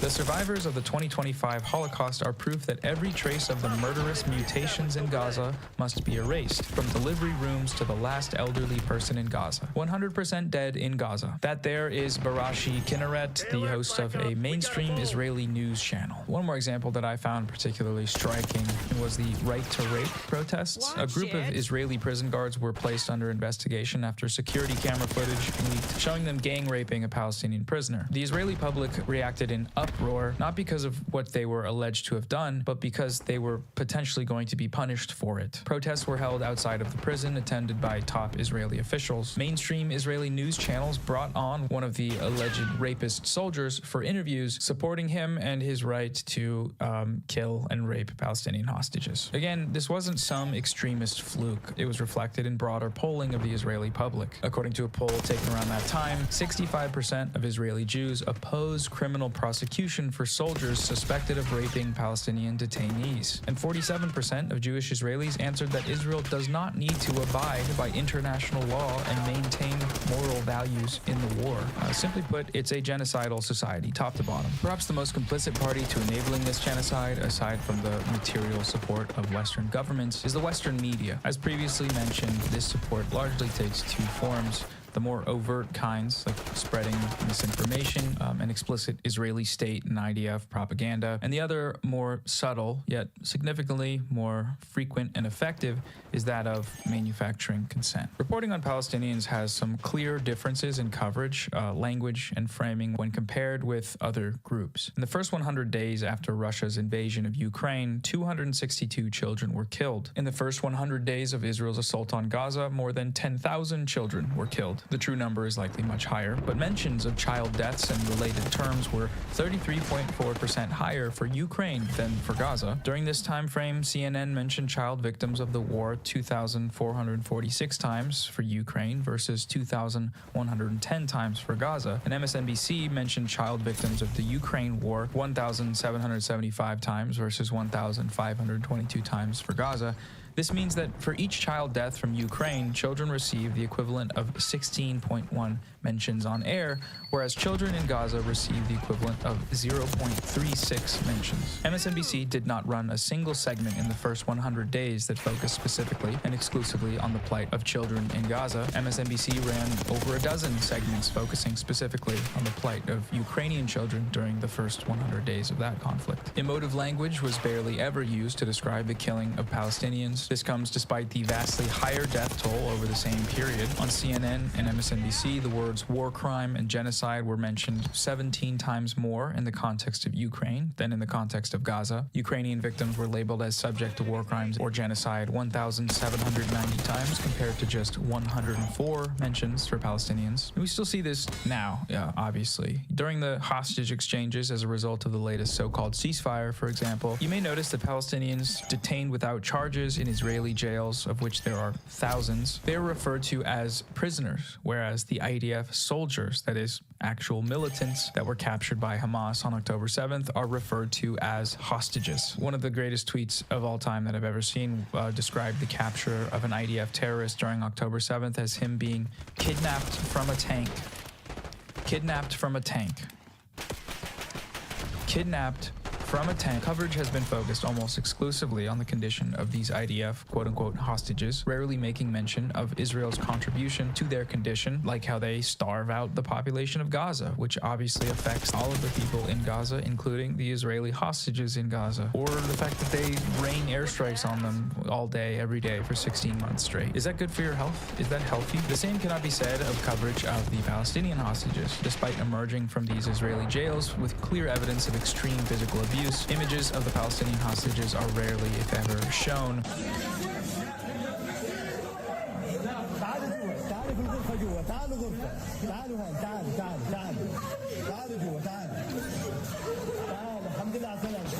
The assumption is just granted. It's relied on that they're terrorists, criminals, and whatever else. So whatever happens to them, that's just what happens in jail. The Western media lies in other subtle ways, like burying the lead in stories and deceptively framing headlines. This is especially apparent in coverage of things like ceasefire negotiations. These outlets have consistently framed the lack of agreement to terms as being Hamas's fault, that they won't agree to Israel's terms, but they interestingly decide to use only one definition of the ceasefire agreement, which is Israel's definition, that being one which is only temporary, with no guarantees that the genocide will end after these temporary pauses. They're not really ceasefires, but in order to frame Hamas as disagreeing with them, that's what they have to call them. The ceasefire that ended up being agreed upon in January was the exact same ceasefire that Hamas had agreed to over 6 months prior. Israel continually sabotaged these negotiations, but if you read any of these mainstream outlets, you wouldn't know that until the very end of these articles, at least. The latest reporting on these negotiations continued this trend of misleading coverage, such as this story from early February. The majority of the article, headline included, frames Hamas as the instigator to a potential ceasefire failure. However, both independent observers and Israeli officials themselves acknowledged that it was actually Israel who had already broken the terms of the ceasefire agreement immediately after it was implemented. To anyone with a brain and eyes, this would be apparent given the evidence we have of these violations, but because these outlets didn't show their readers that and also prioritize the input of party committing genocide, this citation here is crucial for its readers. They need to see this to understand what's happening. But the New York Times waited to mention it until 9 paragraphs in, like basically the end of the article. This is a textbook example of bearing the lead, but it also goes beyond that into just a lie, right? The entire article is framed in precisely the opposite way of what this confirmed fact revealed. If the Times weren't running cover for a genocide, the headline of this article would read, "Israel violates ceasefire, confirmed by Israeli officials." Probably the most insane example of this sort of thing is the following headline, once again from the New York Times. Lebanon's ceasefire appears to hold despite Israeli strike. If Israel struck, they violated the ceasefire. The ceasefire did not hold. Israel violated it. It's just absurd. The genocide is referred to almost exclusively as the Israel-Hamas war. Like the Nazi Holocaust, Israel's genocide in Gaza has been conducted under the pretext of war, but the genocide aspect, of which there is, again, broad consensus has taken place, is omitted from this framing. Every single article that mentions this so-called war should be immediately citing the expert consensus that it really is not just a war, that it's a genocide. That doesn't happen, though. Trump recently made a number of statements explicitly supporting U.S. assistance to the ethnic cleansing of Gaza, including land development by U.S. companies. One tool I found helpful to compare these differences in this sort of coverage is Ground News, who are also the sponsor of today's video. The coverage from right-wing outlets, such as Red State, frames the comments as explicitly positive. Trump and Netanyahu unveiling a bold plan for Gaza and peace. On Ground News, this outlet has a low factuality tag, which means that they often omit key details. Some liberal to left-leaning outlets like New York Magazine, an outlet with a high factuality label indicating they typically rely on well-researched reporting, did explicitly call Trump's proposed plan a case of ethnic cleansing. Other left-leaning outlets centered the extreme nature of his language in the headlines, such as The Intercept, with an article titled, "Trump, the U.S. will take over the Gaza Strip," or the proposed plan's effect on Palestinians, like Middle East Eye, with their article headlined, "We'll own it. Trump wants to make Gaza a holiday hub without Palestinians." Ground News is an app and website that lets you compare media coverage across political biases while calculating each source's reliability so you can see how framing shapes public perception from sources around the world. Without understanding the different biases behind the news you read, you might not realize how skewed the narrative is. Unlike other platforms, Ground News is independent and nonpartisan, so they have no stake in promoting any agenda, just the facts and how those facts are presented. It's not always about how a story is spun, but equally important, as we've seen, is the information that other platforms choose to leave out. Liberal outrage over this story has been almost entirely focused on Trump's comments, but ignores the bigger picture, the fact that it was the Biden administration who made this ethnic cleansing plan possible by facilitating the total annihilation of Gaza, and that it was the Biden administration that proposed this ethnic cleansing plan in the first place. And yet, there's only one source that leads with this crucial piece of context. Ground News made it easy to find this story and have it compared with all the rest. Ground News specifically created their blind spot feed to highlight the stories only picked up by certain politically slanted selected outlets so you can see the world as it is, not through the partisan narratives these outlets want you to. These are just a few of the ways that Ground News helps me research stories, stay informed, and understand the way information is being presented is just as important as the information itself. I highly recommend checking it out. For a limited time, you can get the same all-access Vantage plan I use for 40% off. It's just $5 a month for a platform that actually encourages you to think for yourself. Go to ground.news/Noah or scan this QR code to sign up today. Thanks again to Ground News for supporting the channel. Now let's get back to the video. When Israelis and top Israeli officials participated in the right to rape protests we talked about earlier, protesting the Israeli right to rape and murder Palestinian hostages, these events were summarized by the New York Times as unrest. They were framed around the protests' effect on the party that was doing the protest, that is, again, the right to rape protest, and not on the fact that Israeli guards raped a Palestinian hostage, it was captured on video, and that the case was clear-cut enough that they actually called for an investigation for once, unlike 99% of previous cases of the IDF abusing, raping, torturing, and murdering Palestinians. In this article, the guards' actions against the Palestinian hostage are described vaguely and passively as just abuse, and it is not revealed until the very end of the article that the abuse took the form of the guards raping the man with an object. The follow-up story on the prosecution of these soldiers uses this same disgusting framing. Rape with an object is whitewashed in the headline and most of the article as simply just being abuse. This is yet another case of the framing of false neutrality, as this quote-unquote divide between the Israeli right and the Israeli left in this article doesn't actually exist. In reality, all that divide means is that the Israeli right are pro-rape and murder of Palestinian detainees, and the Israeli left thinks it makes their country look bad. There's no real debate going on here. A personal favorite of mine for its sheer absurdity was an article from the New York Times called "It Can Be Lonely to Have Middle-of-the-Road Opinions on the Middle East," which focused on college students that were seeking space for nuanced perspectives on the Israel-Hamas war. The perspective presented in this article is one-sided. They talk about extremism in student movements, but the only example they give for this point is that of the extremist Palestinian activists. The New York Times calls it a war with no reference to the numerous credible allegations of genocide. It's harder to justify having a conversation about nuanced opinions of genocide, so they just call it a war. There's no nuance in genocide. There's nothing progressive about genocide. This tendency to falsely frame a genocide with neutrality will often slip into outright endorsement. Recall Israel's pager terrorist attack in Lebanon when they detonated over 1,000 pagers rigged with explosive. This was a widespread mass terrorist attack that indiscriminately targeted civilians and left hundreds dead and permanently injured and disfigured, including a number of children. أول شيء أنا كنت إنه قاعد عم بلعب على التليفون وهي إنه فجرت الساعة 3 إنه قبل ما أنا أحملها عم بلعب على التليفون هيك صارت ترن غريبة أنا إنه قمت حملتها حطيت لي إيرور وسهم إنه عشان ألبس أوكي والضوء صار يغبش على الآخر يعني عشان نقربها على عيوننا أنا قربت عشان نشوف شو فيه بس فقعت ما عرفت شيء. Among those murdered was Fatima Abdullah, a 9-year-old girl. At her funeral, as well as other funerals with large crowds of people, Israel detonated more of these explosives.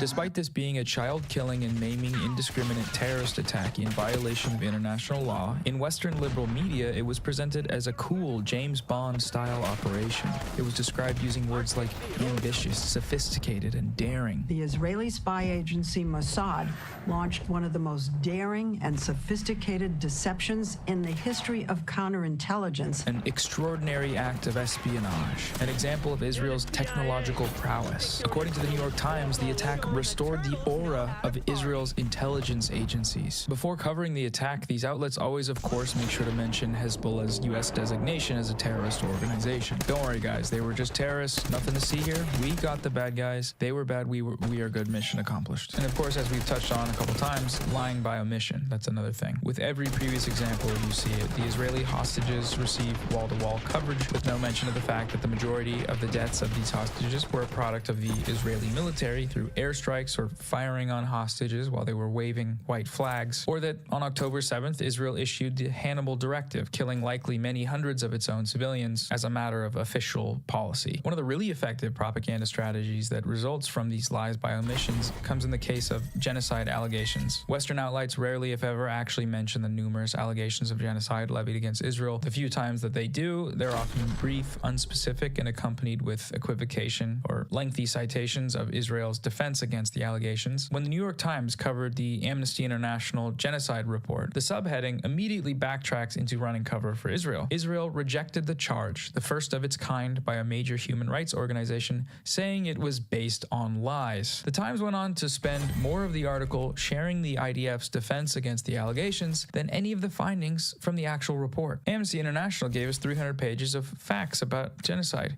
Israel says that they're just lies. I guess we'll never know what happened here. That's not journalism, that's propaganda. When Human Rights Watch released their report accusing Israel of committing crimes against humanity and genocide through its deliberate deprivation of access to clean drinking water, readers of the New York Times wouldn't have heard about that because the New York Times just didn't report it. That's one of the top human rights organizations in the world, accusing the #1 ally of the most powerful country in the world of the crime of all crimes. And they just forgot? No, they didn't forget. The editorial staff at the New York Times knows that they've helped this. They know that they are complicit in this. So any chance they get to just sort of forget to mention something as consequential as a genocide allegation from the leading human rights group in the world, they'll do it. Of course they will. This tracks with the BBC's repeated genocide denial, evident in repeated instances of reporters condemning or correcting guests for using the word genocide to describe Israel's actions in Gaza. Israel would deny that a genocide is taking place, saying that it is defending its right to exist. Its very existence, indeed, they would say, is under threat.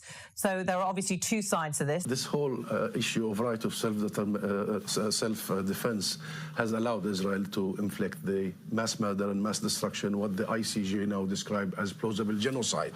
This is not an act of you know what I'm going to have to say. I'm going to say Israel denies that. They say that they were in pursuit of Hamas terrorists who hid behind their own people. This is a genocide happening in front of our eyes. That word is, as you know, incredibly emotive, and the Israelis, as you know, will be saying that they are targeting Hamas only. They don't target civilians. Not the truth, unfortunately. Planned, military incursions. That's not the truth. Yes, civilians are dying. Civilians are dying, and the way that the bombs are getting dropped, I don't believe are in a targeted way. Nothing from what I'm hearing on the ground suggests that the bombs have been dropped in a targeted way. Our social media manager, all 5 houses around him got blown up. They estimate 100 people were killed in them. Yesterday, his house was the last one remaining in the neighborhood. They leveled an entire neighborhood. Thank you very much. And I do need to make that qualification, of course, that that it is always denied by the Israelis that genocide is taking place. They say these are strategic planned strikes in Gaza and that they are targeting the militant group Hamas. I'm here to let the world know that that's not the case. Kareem, you've been able to have your say. This is what the Israelis will always say in response to that. This effort to whitewash and run cover for the genocide has been intentional, of course, and we have the proof. It's been confirmed with direct evidence and testimony, with internal newsroom memos from not only the BBC but the New York Times as well. And the last thing to talk about is just atrocity propaganda. One of the primary justifications for the genocide in Gaza is that members of Hamas are not just militants, but that they are monsters, pure evil motivated by nothing more than the sadistic hatred of Jews. This narrative has been fueled by stories of horrors that supposedly took place on October 7th. Hamas burned babies in ovens. They burned babies alive? They put children and burned them to death. They cut the breasts off of women. 400 women shot in the genitals, their breasts cut off as terrorists played with their bloody breasts like a football. They cut off the breasts of women and throw them around. They beheaded 40 babies. I never really thought that I would see and have confirmed pictures of terrorists beheading children. They behead children. They cut the fetus out of the womb of a pregnant woman. They committed a campaign of systematized mass rape. There is no justification for collective rape. What happened on October 7th was mass, systematic, planned rape and genital mutilation of women. All of these claims are false, complete fabrications, full stop. No credible evidence has been provided for any of them. Many were shown to be deliberately fabricated, and despite this, they were spread far and wide and ultimately used as rhetorical justification to continue the genocidal onslaught in Gaza. The first major place this narrative broke was Screams Without Words, a front-page New York Times story in late December of 2023. This This story came as Israel's actions in Gaza were starting to receive widespread condemnation from the international community. The story was thoroughly debunked. The person who wrote it discredited as being a genocidal Zionist with no history of reporting and self-admitting that the New York Times pushed for this story to come to the public despite the lack of credible evidence. The New York Times podcast, The Daily, shelved the episode due to a lack of credible evidence, but the New York Times never retracted the story, which is because they had no real pressure to do so. The false narrative had already prevailed, and that narrative was consistent with the status quo of the American empire, for whom they are running cover. In July of last year, Israeli Prime Minister Benjamin Netanyahu repeated some of these lies in front of Congress. He received a standing ovation. 3 weeks later, the White House approved a $20 billion military aid package to Israel. They explicitly cited Netanyahu's visit as one of their motivations for doing so. Atrocity propaganda has consequences. So with that context out of the way about the Gaza genocide and its support from the West and within Israel, the broader media system that allowed it to happen, let's now return to Ethan's video. In the content nuke, you can find just about every type of what we just looked at in terms of manufacturing consent. Ethan spreads atrocity propaganda. He shares the Hamas mass rape hoax, the same hoax that was used by the Western media, the US government, and the Israeli government to justify a genocide. He cites the same sources that these parties cite when they go on stage to legitimize more military killing machinery shipments to Israel. And October 7th, last year, Hamas committed horrific acts of sexual violence. Cheryl, I thank you for all your work to bring to light the horrors of this issue and for your film about what happened on October 7. In his video, Ethan spreads overt misinformation, just straight up lies about Hezbollah and Ansar Allah, or the Houthis, in order to delegitimize their struggle against Israel's genocide. He cites baseless claims from Saudi state propaganda outlets to attack the Houthis. He also cites a documentary about Ansar Allah, which he uses as proof of the claim that they brought back slavery, when the documentary wasn't even about the Houthis. It was about the Yemeni government before the Houthi takeover. He spreads long debunked Nakba denialist talking points that have been used for decades to legitimize Israeli colonization of Palestine. Ethan cites sources that contradict his own claims directly, such as the UN report he claims proves the Hamas mass rapes allegation. There's a UN report that concludes it happened, which the report itself denies. He spends 20 minutes in the video smearing a 19-year-old survivor of the US-backed Saudi genocide in Yemen as a terrorist with zero credible evidence. He makes a number of transparently false anti-Semitism accusations, like his claim that Israel's ban on new account signups from Israel was anti-Semitic. Around the end of the year, when people started talking about anti-Semitism on Twitch, Dan Saltman discovered the Israel ban when he was sent the code proving the block happened. In reality, the ban also affected millions of non-Jews living in Israel and Palestinians in Palestine, as shown in the evidence he himself cites. The IP ban went into effect in both. Like all these Western liberal outlets, Ethan just takes the State Department line of thinking when it comes to terrorism, which his video is ostensibly a crusade against. By his own definition of terrorism, both the US and Israel are the largest terrorist organizations in the world. Given their history of killing millions of innocent civilians across the globe, his focus is not on them, though, rather the groups they consider to be terrorists, aka, the bad guys. He actually uses those exact words. He says they're the bad guys. They are a designated terrorist group by the US, by the EU. These guys are clearly the bad guys. The entire video is kind of a lie by omission, simply because of everything we just went over. How none of it is a factor, how none of the people viewing the video that are unfamiliar with what's happening would ever come away with his video knowing the full picture, knowing some of the very valid reasons why someone like Hassan might be critical of Israeli atrocity propaganda, or might support groups like the Houthis for their heroic actions in the Red Sea against a genocidal regime. The biggest issue, I think, is that Ethan manages to do all of this while still calling himself a stalwart ally to the Palestinians. I've been a stalwart supporter of the Palestinian cause for many years. This is what makes liberal Zionism so insidious. He is using humanistic appeals to things like peace and safety, but doing so in a way that distracts from the actual source of the problem. The problem is Zionism and the genocidal Israeli state. That is what's causing these problems. And people that might otherwise be able to understand if presented with the facts of the situation are simply led astray by people like Ethan, where a more right-wing Zionist might put off the average liberal with extremist claims and overtly genocidal language, a liberal Zionist draws you in with the facade of empathy. He wants to appear empathetic, as if he cares for these people, as if he doesn't ascribe to a genocidal ideology. So, in order to do that, he has to lie, and roping in otherwise progressive people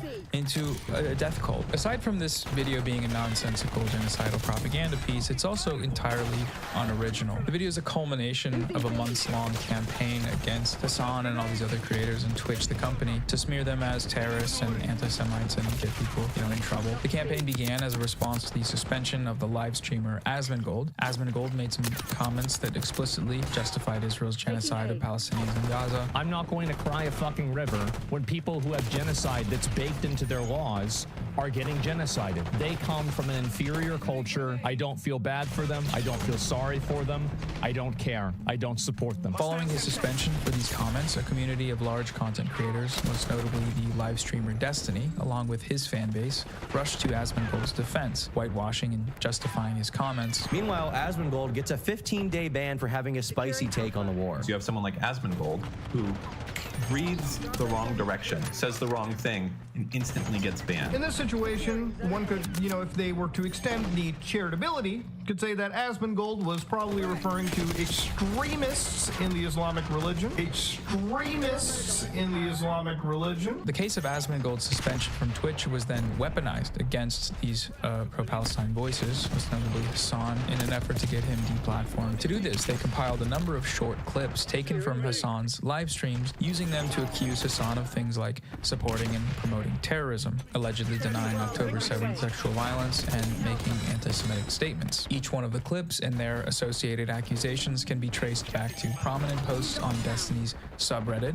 Some of the clips were sourced from videos that criticized Hassan from well over a year ago. These clips were initially hosted on a website created by a member of the campaign called HamasPiker.com. Soon after, another website was created, DanClancySucks.com, a reference to the CEO of Twitch, Dan Clancy. Another goal of this campaign was to get him fired from the company. This site also hosts all of these clips with their associated allegations: anti-Semitism, terrorist promotion, and rape denial. Eventually, several major YouTubers in the usually apolitical commentary sphere made videos that signal boosted these allegations to millions of viewers. Most of these videos used the same clips, many of them directly citing this smear campaign's website. There's a website known as DanClancySucks.com. Or there's also a website that's been created called DanClancySucks.com that goes over it all. Another website, Advertise on Twitch, shows a collection of ads playing before the dishonestly framed clips we've looked at, and the contact information of the companies is provided. It auto-loads a preset email with just one click, allowing participants in the campaign to mass spam these companies with the related smears. There were several motivations behind this campaign.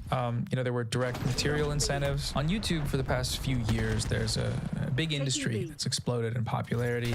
It's based on a simple concept: Hassan bad, Hassan Piker is bad, and he's dumb and bad and a terrorist, probably. We can call this the Hassanabi Dunk Video Industrial Complex. It's common for YouTubers during low view months to join in on the fun and make these types of videos, taking short clips from Hassan's thousands of hours of live streaming to misrepresent what he's saying, usually parroting the exact same talking points they're getting from the same YouTubers in the same community. They're watching each other's videos and making each other's videos. It's kind of like a perpetual cycle of dumb guy slop. It's interesting to see YouTubers that typically cover TikTok drama and gaming content randomly giving their opinions on genocide and geopolitics, but that's the result of such an ecosystem. It's not about the politics, it's about making money by attacking a guy they don't like. Because the guy in question happens to be a political content creator, they have to try to do politics. It's really funny to watch, honestly. It's also wild because the political content creator in question is an anti-genocide content creator, and the arguments they're attacking him for are anti-genocide arguments. So these creators, they're positioning themselves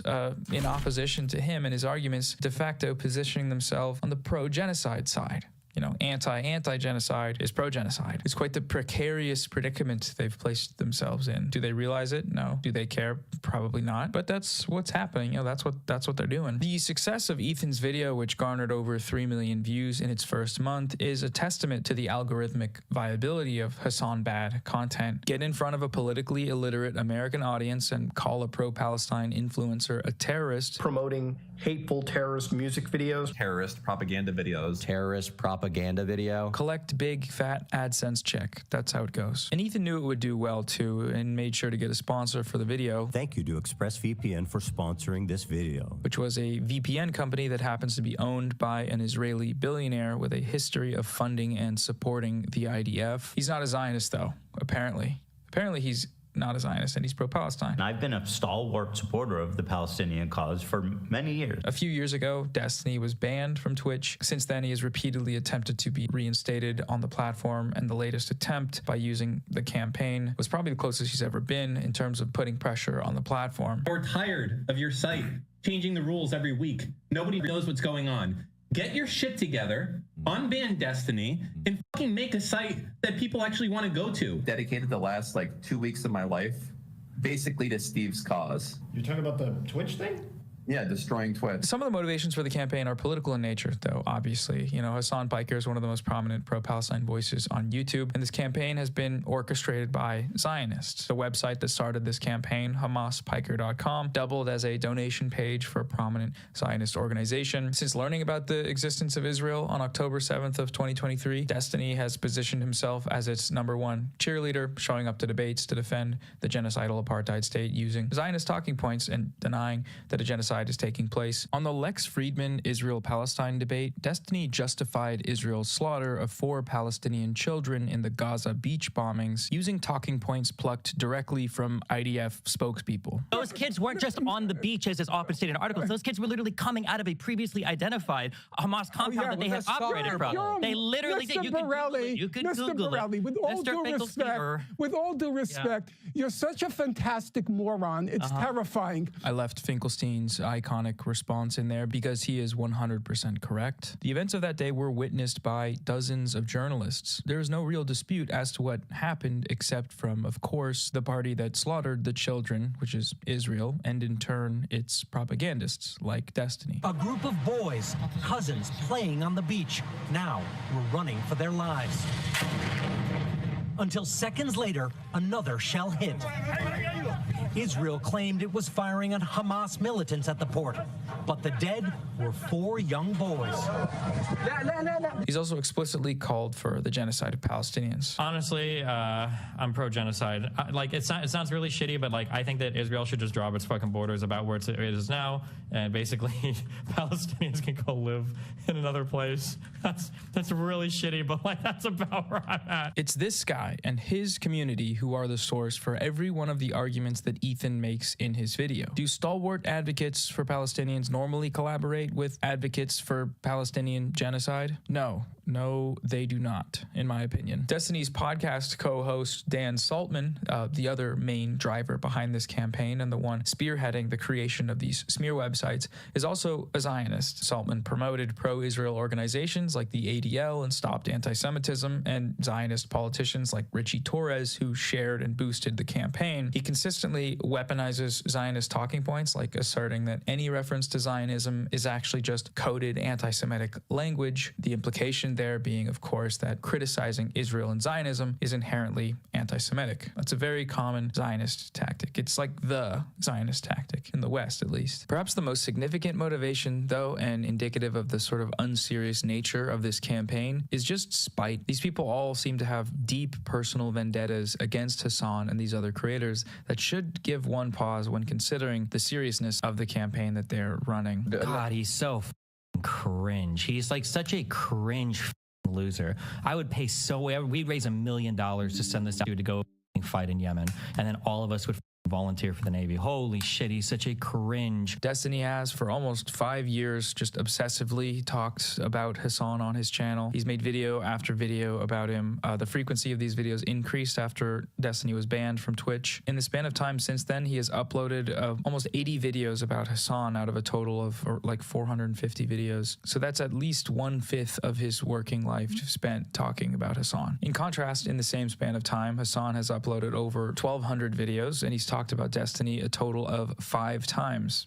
5. 4 of them have come in the last few months while covering Destiny's role in this smear campaign and the credible allegations of sex crimes against him. So that's less than 1% of his coverage. This isn't an internet beef. Hassan has a stalker. With Ethan, I feel like I can kind of spot the moment that he started going into this direction, which was the moment that people started calling him racist for saying racist stuff. It was one argument he made where he compared Jewish Voice for Peace anti-Zionist activists to capos. There was Jewish collaborators with fucking Nazis. Ethan, don't do that, please. Don't say that the Jews' Voice for Peace are akin to capos. Like, that's... I'm telling you that the mere existence of Jewish voices it's not a leg to stand on. I don't understand that. The chat started calling him a Zionist freak because that's a Zionist freak thing to say. And then since then, he's sort of constructed an entire mind prison around the idea that he's not racist and anyone calling him racist is actually the real racists. And because Hassan's community is politically oriented and is able to spot the racist rhetoric in question, that means they're all extremists and Hassan is leading them, so he's an extremist. And that Hassan and them are all the problem and that he's a perfect angel, which is the direction he's taken, it seems like. My only crime is wanting a two-state solution instead of one, and thinking it's not okay to kill Israeli civilians. That's it. That's why they're calling me a Nazi Zionist. And now he's just totally gone off the rails. He spends most of his time cowering in fear behind Instagram stories that people can't respond to. Every single one of the uploads on his personal YouTube channel in the last number of months have been targeted towards Hassan. He spent most of his live podcast talking about Hassan and calling him a terrorist and whatnot. What is this? Bro, I have not seen a single one of his fucking Instagram stories.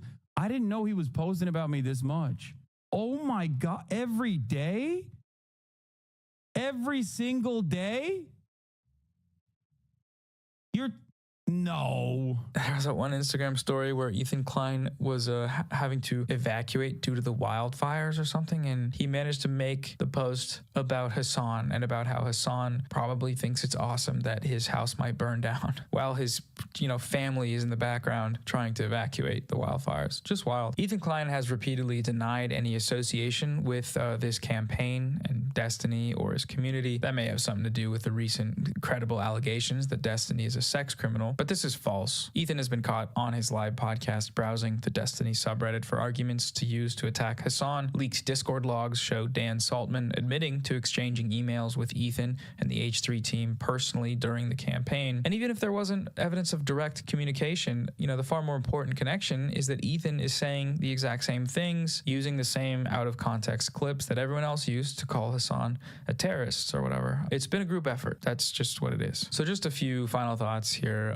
Zionism is Nazism. It's an ethnic supremacist, expansionist, colonial ideology. You can't have Zionism without genocide and ethnic cleansing. That's the end goal of the project. It's what it is. Palestinians are there, and for the Zionist project to be complete, they have to go. Starve them out, bomb them, destroy everything they need to live. Those are the methods. Those are what they're employing as we speak. And like Nazism, Zionism cannot be defeated through reform or debate. It must be destroyed from the outside through efforts made by the Palestinian people, the Palestinian resistance, and coalitions of allies. As history has shown, the downfall of these kinds of racist ideologies is possible, but Zionists cannot be a part of this process. They're Zionists. They uphold Zionism by spreading Zionist propaganda and spending all their time and effort attacking anti-Zionists, even as those anti-Zionists are actively fighting against a genocide that Zionism is the ideological pretext for. In the case of liberal Zionists like Ethan Klein, using his weird personal Zionist crash out as a jumping off point to educate people about the ideology that he adheres to is a great use of time, I think. And Bad Empanada has done a fantastic job with that. His videos have reached pretty wide audiences and exposed them to